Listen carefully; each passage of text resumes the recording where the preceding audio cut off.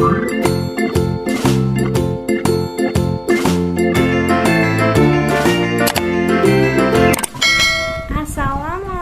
warahmatullahi wabarakatuh.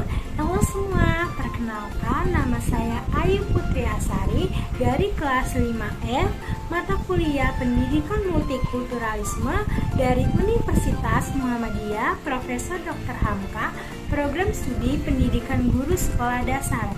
Di sini saya akan menjelaskan mengenai hakikat multikulturalisme. Ikutin terus ya. Menjelaskan mengenai hakikat multikultural. Sebelum saya menjelaskan mengenai apa itu hakikat multikultural, saya akan menjelaskan terlebih dahulu mengapa itu pengertian masyarakat, kebudayaan, dan pengertian multikultural. Yuk kita simak pengertian masyarakat.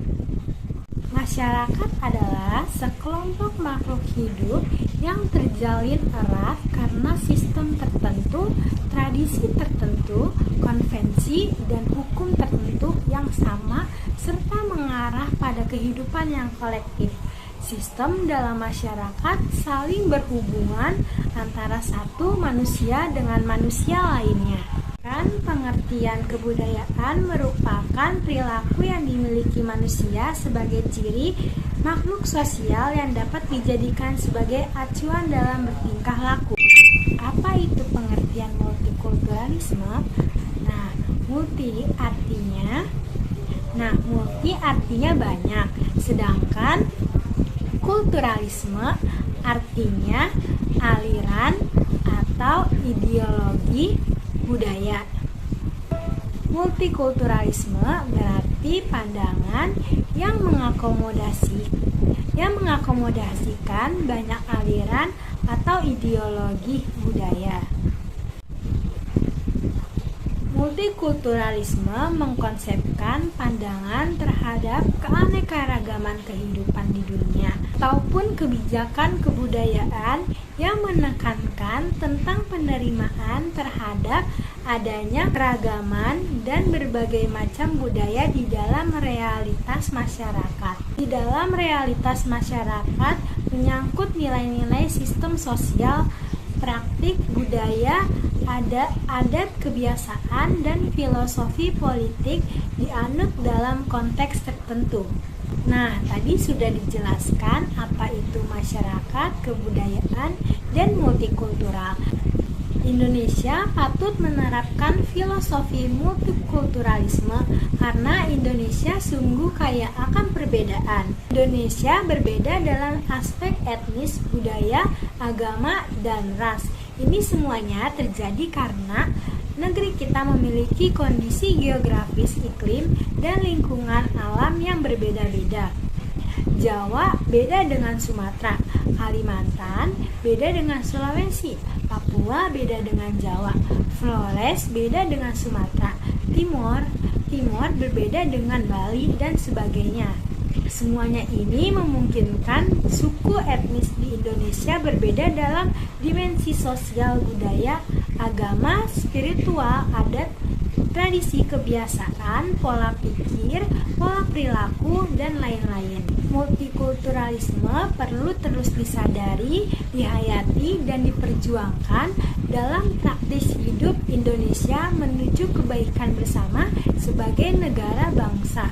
Dari apa yang sudah saya jelaskan, membuktikan bahwa Indonesia sangat membutuhkan pengalaman paham multikulturalisme karena sangat banyaknya keberagaman banyak suku yang tersebar di ribuan pulau Indonesia dengan berbagai agama, bahasa, budaya, dan kehidupan sosialnya adalah anugerah Tuhan yang harusnya kita syukuri, kita jaga.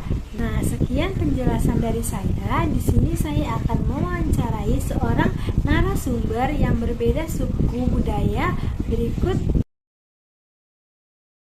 Selamat pagi Bu, perkenalkan nama saya Ayu Putri Asari dari Universitas Muhammadiyah Profesor Dr. Hamka. Di sini saya izin mewawancarai Ibu. Sebelumnya, apakah boleh saya izin mewawancarai enggak? Boleh. Sebelumnya nama ibu siapa? Herti Silaban. Nah, dari mana asal daerah Anda? Dari Sumatera Utara, Sidikalang. Tradisi daerah apa saja yang ada di daerah ibu? Ada sejenis totor Batak, ada adat pernikahan khas Batak, ada tentang musik-musik orang Batak gitu udah. Ceritakan tradisi daerah apa yang masih ada dan masih dijalankan di daerah ibu. Tradisi yang masih dijalankan di daerah saya, kalau pernikahan itu para pernikahan itu masih ada totor, musik, alat-alat seruling. Bisa diceritain nggak gimana ada tradisinya gitu dijelaskan?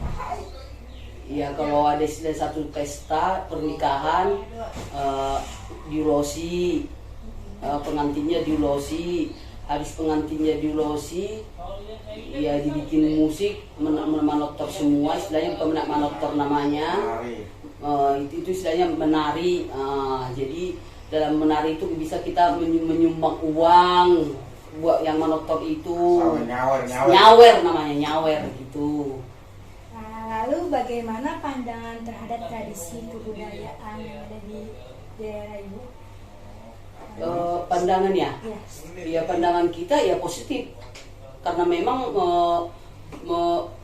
itu membangun masyarakat untuk melakukan apa yang diturunkan kebiasaan orang tua, jadi orang itu mau menuruti, melakukan kembali adat itu.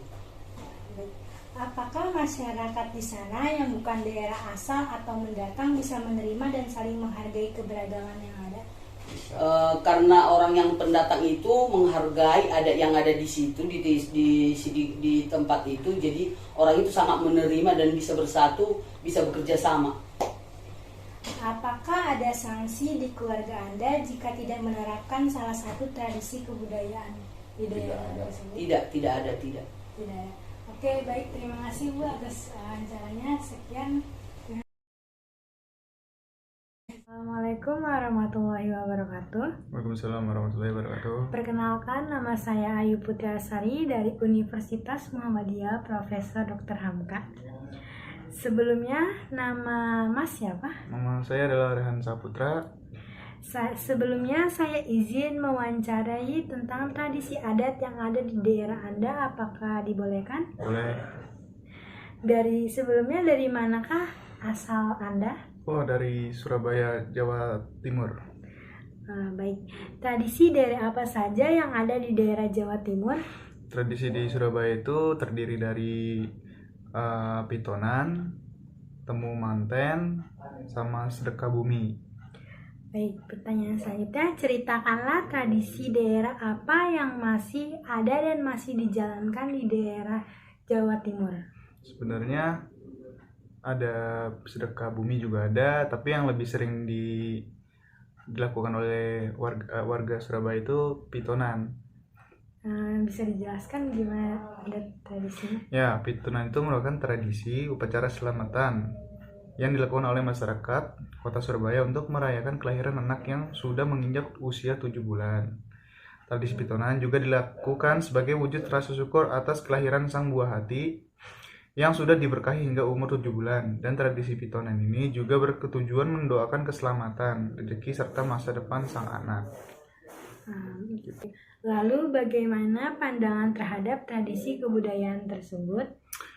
Ya, pandangan menurut saya yang saya lihat sangat baik saat kami mereka itu sangat baik saat kami menjalankan tradisi tersebut. Mereka juga ikut partisipasi untuk melaksanakannya juga dan ikut membantu. Baik, apakah masyarakat di sana yang bukan daerah asal atau mendatang bisa menerima dan saling menghargai keberagaman yang ada? Bisa, mereka justru sangat menghargai ketika kita melaksanakan tradisi tersebut. mereka berpasti-pasti untuk membantu ketika ada yang kesusahan atau gimana, mereka selalu membantu. Apakah ada sanksi di keluarga Anda jika tidak menerapkan salah satu tradisi Nggak ada. kebudayaan? Nggak ada. Baik. Bagaimana peran agama Islam dalam adat tradisi budaya di daerah Surabaya? Menurut pandangan Islam ya, masyarakat Jawa itu kan mayoritasnya beragama Islam, hingga mereka belum bisa meninggalkan tradisi yang ada di Jawanya. Jadi ya kalau emang di Jawanya menganut ini ya mereka pasti selalu melaksanakannya dengan berpatokan tidak melanggar agama. Oke, baik. Cukup sekian wawancara dari saya. Terima kasih. Wassalamualaikum warahmatullahi wabarakatuh. Waalaikumsalam. Assalamualaikum warahmatullahi wabarakatuh. Waalaikumsalam warahmatullahi wabarakatuh. Perkenalkan, nama saya Ayu Putri Asari dari Universitas Muhammadiyah Profesor Dr. Hamka. Sebelumnya, nama kakak siapa? Saya Fazahra Jasmine. Saya izin mewawancarai kakak tentang tradisi adat yang ada di daerah Anda. Apakah boleh? Ya boleh. Dari mana daerah asal kakak? Dari Padang, Sumatera Barat. Baik. Yang kedua, tradisi daerah apa saja yang masih ada dan masih dijalankan di daerah kakak? Banyak, ada baburu babi, terus Basapa, Maulid Nabi di Pariaman, dan Pacu Jawi. Baik, ceritakan tradisi daerah apa saja yang masih ada di daerah Padang. Salah satunya sih Pacu Jawi ya. Terus Pacu Jawi itu kayak balapan sapi gitu, mirip sama kayak yang di Madura. Tapi ini beda karena tanahnya tuh masih lembab gitu, masih basah gitu kan. Terus di kendaraannya juga sama 2 ekor sapi gitu. Terus acaranya itu ini tradisinya yang populer turun temurun gitu. Jadi untuk di acaranya itu satu tahun sekali gitu. Karena ini kan buat musim panen aja gitu. Terus ini event yang paling ditunggu-tunggu sama masyarakat sekitar, sama mancanegara juga gitu. Jadi banyak yang motret juga, jadi biar bisa tahu sampai go internasional gitu si Pacu Jawi ini gitu. Baik. Lalu bagaimana pandangan terhadap tradisi kebudayaan di Padang? Pandangannya itu terhadap tradisi tersebut itu kalau yang belum tahu sama sekali itu pasti ya kayak pikirannya tuh kayak serem ya gitu, ngendarain 2 sapi cuma di pakai kayu gitu, papan kayu gitu. Tapi kalau udah dilihat langsung, terus kalau itu ya udah seru aja gitu bawaannya gitu. Berarti pandangannya itu positif Baik, ya? Iya, positif. Oke, baik. Pertanyaan selanjutnya, apakah masyarakat di sana yang bukan daerah asal atau mendatang bisa menerima dan saling menghargai keberagaman yang ada? Yang tadi sudah saya jelaskan juga kan, ya menerima aja gitu, karena kan ini buat ajang hiburan aja. Kayak warga setempat nyuruh, malah kayak misalnya ada wisatawan gitu lagi nontonin Pacu Jawi ini, malah disuruh ikutan coba gitu, kayak merasakan ngendarain si Pacu Jawinya itu. Apakah ada sanksi di keluarga Anda jika tidak menerapkan salah satu tradisi kebudayaan di Padang? Nggak ada sih, kan cuma buat seru-seruan aja, buat merayakan habis selesai panen gitu. Bagaimana peran agama Islam di masyarakat Padang? Peranannya itu